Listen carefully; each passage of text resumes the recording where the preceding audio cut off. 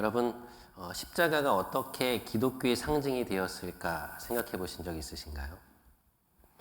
다들 아시겠지만 십자가는 로마 시대 때 사람을 죽이는 데 쓰이는 사형 도구였습니다. 그러니까 18세기 프랑스의 단두대나 아니면 오늘날로 따지면 전기의자 같은 것이죠. 여러분, 단두대나 전기의자 모양을 목걸이 모양으로 만들어서 목에 달고 다닌다고 한번 생각해 보시죠. 얼마나 끔찍합니까?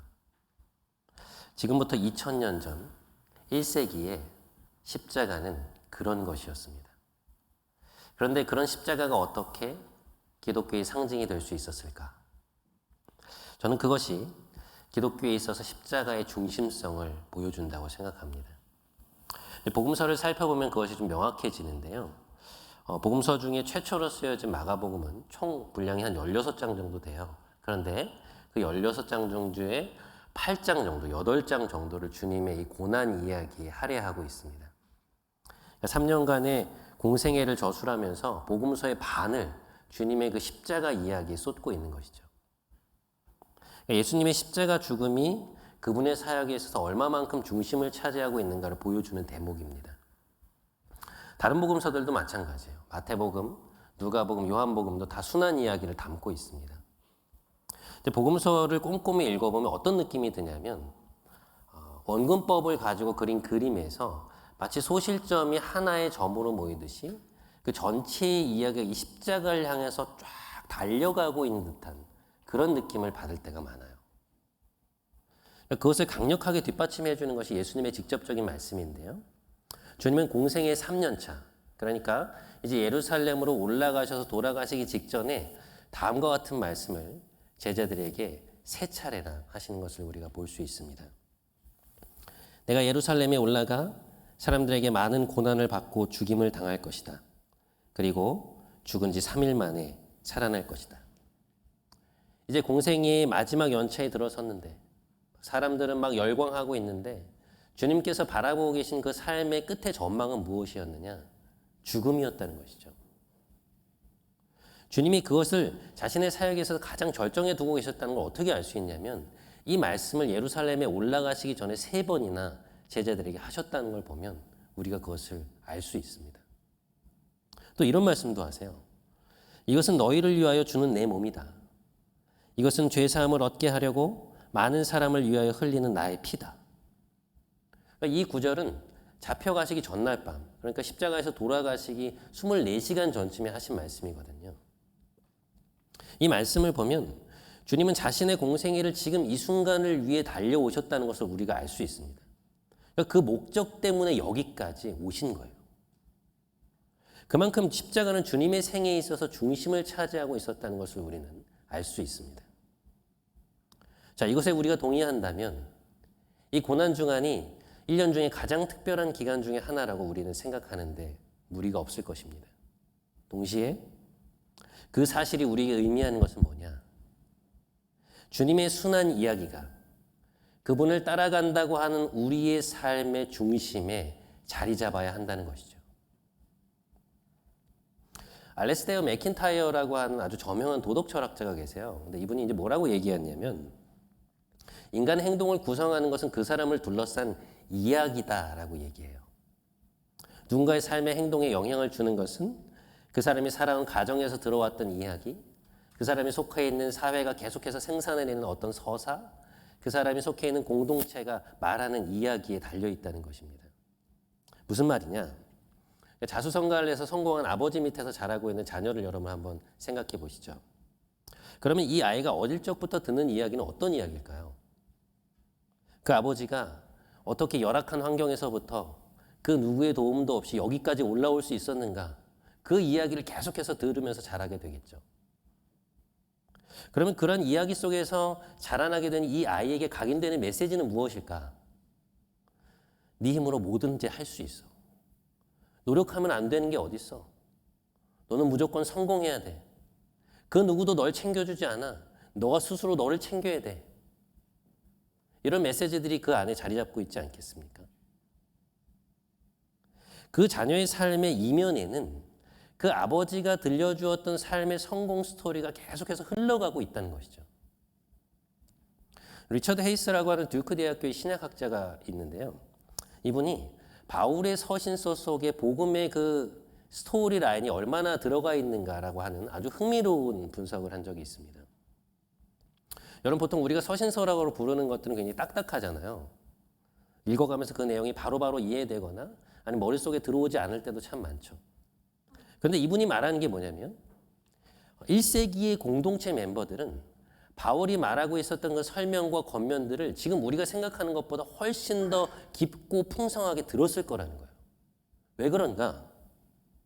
바울의 권면들은 단지 한 문장이었지만 그러나 그 밑에는 바울과 그 공동체 멤버들이 공유하고 있는 엄청난 양의 예수님의 이야기가 흘러가고 있었다는 것이죠. 바울의 말을 들으면서 그들은 계속해서 예수님의 삶의 이야기를 그들의 마음속에 떠올렸을 거라는 거예요. 자, 예를 들어 볼게요.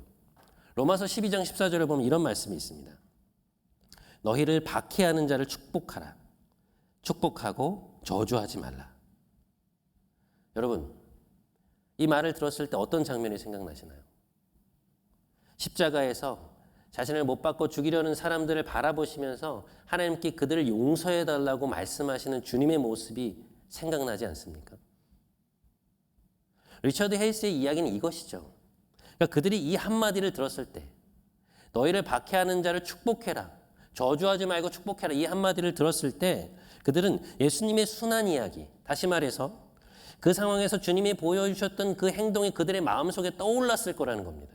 그래서 그들은 마음으로 동의를 하고 고개를 끄덕이며 그들의 삶을 그것에 맞추며 살았을 거라는 거죠.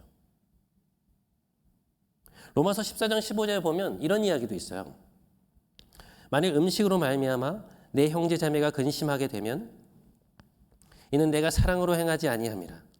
그리스도께서 대신하여 죽으신 내 형제 자매를 내 음식으로 망하게 하지 말라. 이 본문은 로마 교회에서 벌어진 고기와 관련된 사안에 대한 문제예요. 우상에게 바쳐졌던 고기를 먹어도 되는 것이냐 안 되는 것이냐.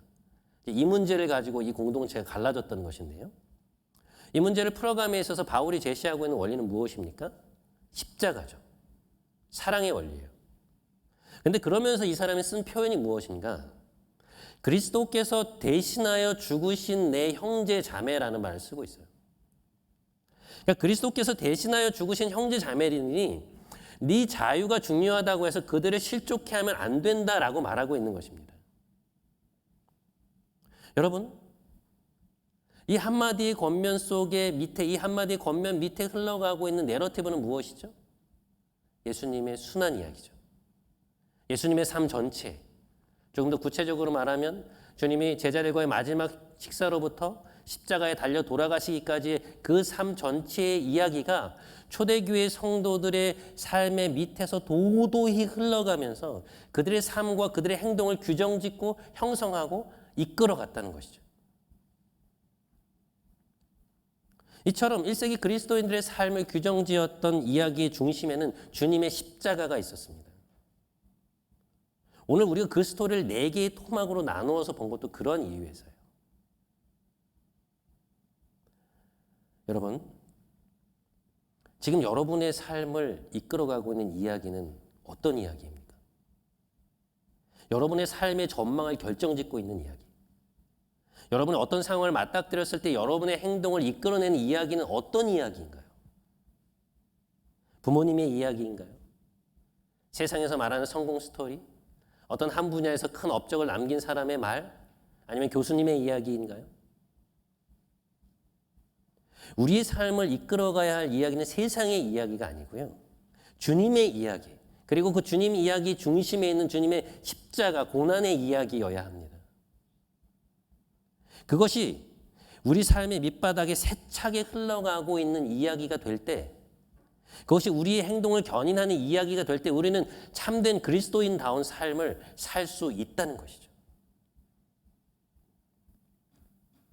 자, 여러분, 여기까지 동의가 되시죠? 그런데 우리가 십자가의 이야기를 내 삶의 기저에 흐르는 이야기로 삼기 위해서 그 전에 반드시 답을 해야 하는 질문이 한 가지 있습니다. 그게 뭐냐? 다음과 같은 질문이에요. 거기에 너 있었는가? 그때.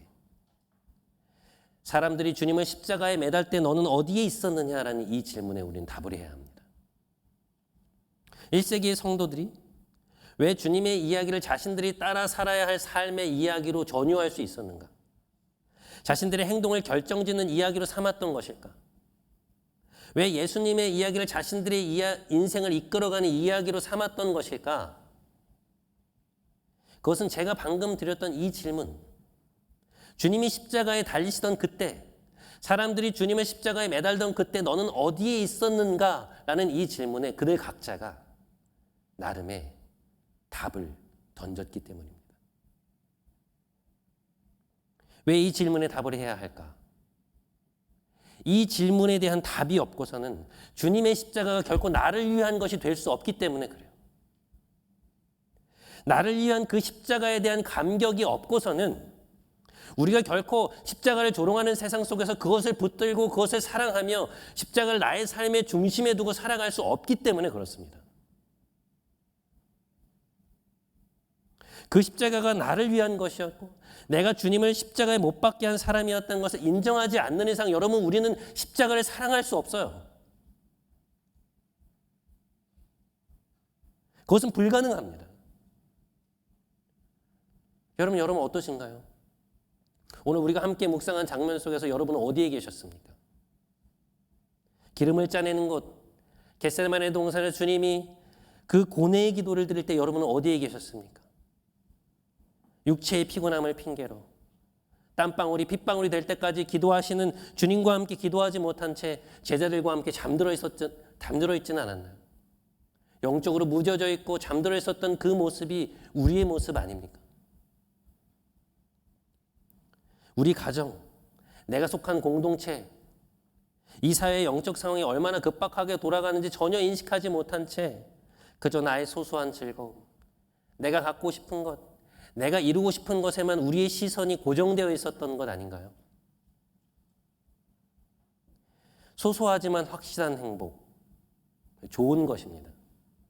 그것으로 인해 감사가 회복되고 하나님께 우리가 가까이 나아갈 수 있다면 여러분 그보다 더 좋은 게 어디에 있겠어요?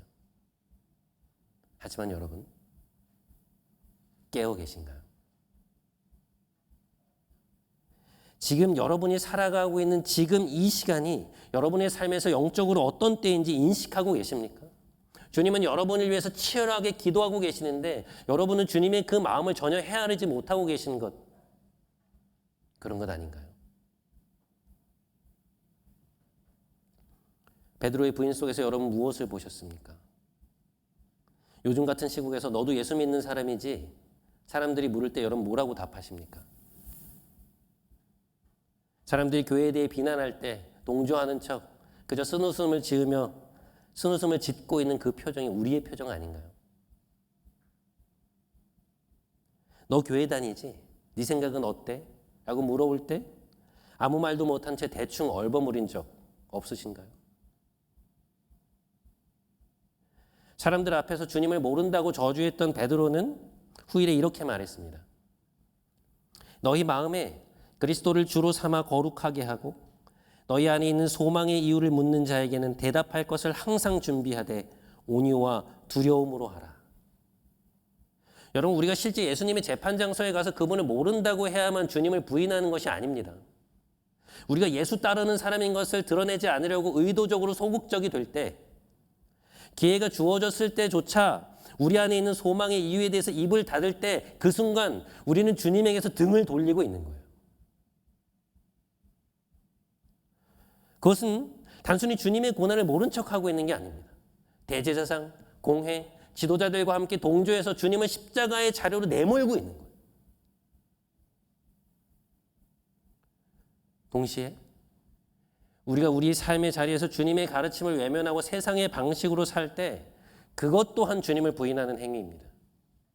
승진을 위해, 내가 꿈꾸는 미래를 위해 신앙적 양심을 포기할 때, 내가 원하는 것, 내가 보기에 좋은 것을 구하는 과정 속에서 주님을 외면하고 그 계획에서 의도적으로 주님을 슬쩍 밀쳐낼 때, 학점과 진로의 문제에서, 취업과 연애와 결혼의 문제에서, 관계의 문제에서 주님과 아무런 상관없는 선택을 할 때, 우리가 배우고 믿어온 것과 다른 선택을 할 때 그 순간 우리는 주님을 모른다고 말하고 있는 것입니다.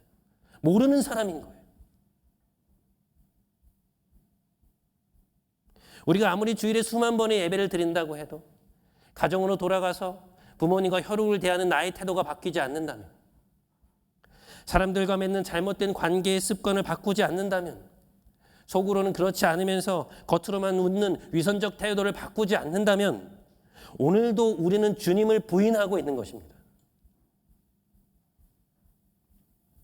저는 십자가에 달리신 주님을 생각할 때마다 28살의 저를 생각해 보게 돼요. 대학을 졸업하고 주님을 위해 살겠노라, 사역자로 살겠노라 다짐하던 때였습니다. 어느 날 형제자매들과 함께 십자가를 묵상하면서 깊이 기도하던 시간이었는데요.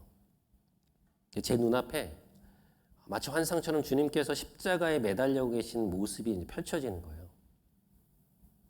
그런데 그 초라하고 연약한 모습으로 십자가에 매달려 있는 주님의 모습을 보면서 제 마음이 답답하고 화가 났습니다. 아니, 왜 거기 계시냐고. 내려오셔서 좀 더 멋진 모습으로 메시아의 모습을 보여주셔야 되는 건 아니냐고. 도대체 왜 그런 모습으로 거기에 계시는 거냐고 주님께 따져 묻고 있는 제 자신을 발견하게 됐어요. 그때 저에게 충격적인 장면이 떠올랐는데요. 그게 무엇이었는가 하면, 저는 위로 향해 올라가고 있고 주님은 아래로 내려오시는 장면이었어요. 사역자로 살겠노라고, 주님을 위해 다 포기하겠노라고 하면서도 저는 위를 바라보면서 위로 올라가고 있었고, 주님은 계속해서 위에서 낮은 곳으로 아래로 내려오고 계셨던 것이죠. 그 위 아래의 교차점에서 주님을 마주쳤을 때의 그 충격을 저는 아직도 잊을 수가 없어요. 도대체 내가 뭐 하는 사람인가? 주님을 따른다고 하면서 도대체 내가 추구하고 있었던 것은 뭔가? 형제자매들이 다 들어간 이후에도 밤늦게 그곳에 홀로 남아 오랫동안 울었던 기억이 있습니다. 여러분, 십자가의 길을 말하는 우리가 정작 우리 삶에서 높이 올라가려 하고 세상에서 말하는 계속해서 성공과 부를 추구하면서 살아간다면 그것은 재판받고 희롱당하고 있는 주님을 모른 척하고 있는 정도가 아니에요. 그것은 우리 스스로가 그분을 십자가의 자료로 내몰고 제거하는 행동과 마찬가지인 것입니다.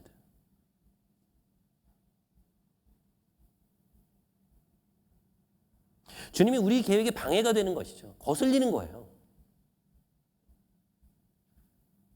저는 주님을 십자가에 못 박으라고 외치는 군중들의 모습을, 그 본문을 대할 때마다 머리카락이 쭈뼛쭈뼛 서는 것을 경험할 때가 있습니다.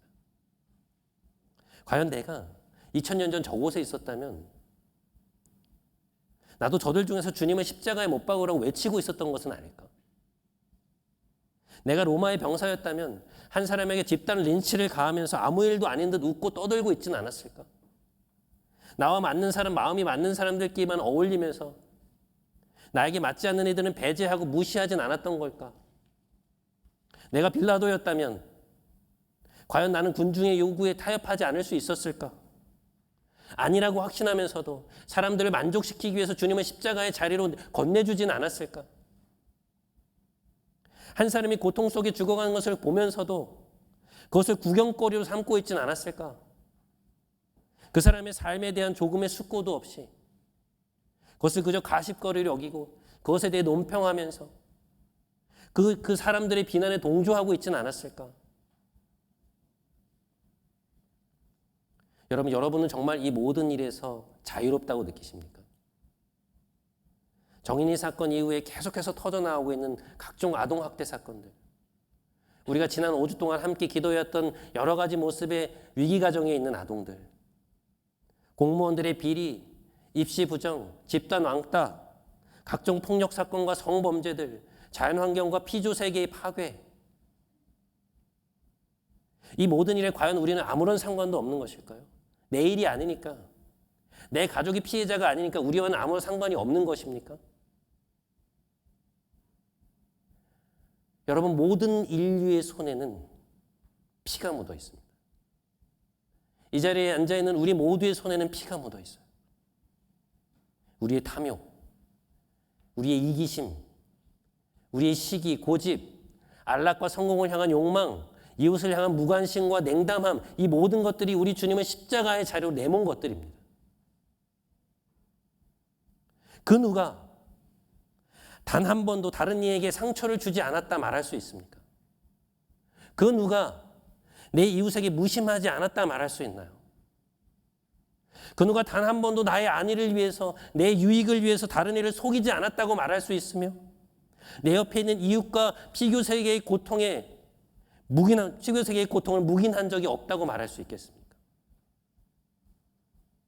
여러분, 우리는 사실 선한 사마리안이었을 때보다 죽어가는 사람들을 보고 그냥 지나쳐버린 제사장과 레인이었을 때가 훨씬 많아요. 그렇지 않습니까? 나와 관계된 일에는 그토록 분노하던 우리가 동일한 일을 겪고 있는 다른 사람의 일에는 어떻게 그렇게 차분할 수 있는 걸까? 내 일에는 조그마한 일에도 그렇게 기뻐하고 슬퍼하는 우리가 다른 사람의 일에는, 이 피조 세계의 일에는 어떻게 그렇게 냉담할 수 있는 걸까? 오늘 찬양의 가사는 우리에게 묻고 있습니다. 거기 너 있었는가 그때, 주님 그 십자가에 달릴 때. 거기 너 있었는가 그때, 주님 그 나무에 달릴 때. 거기 너 있었는가 그때. 주님이 십자가에 달리시던 그때 우리는 어디에 있었습니까? 오늘 우리는 어디에 있습니까?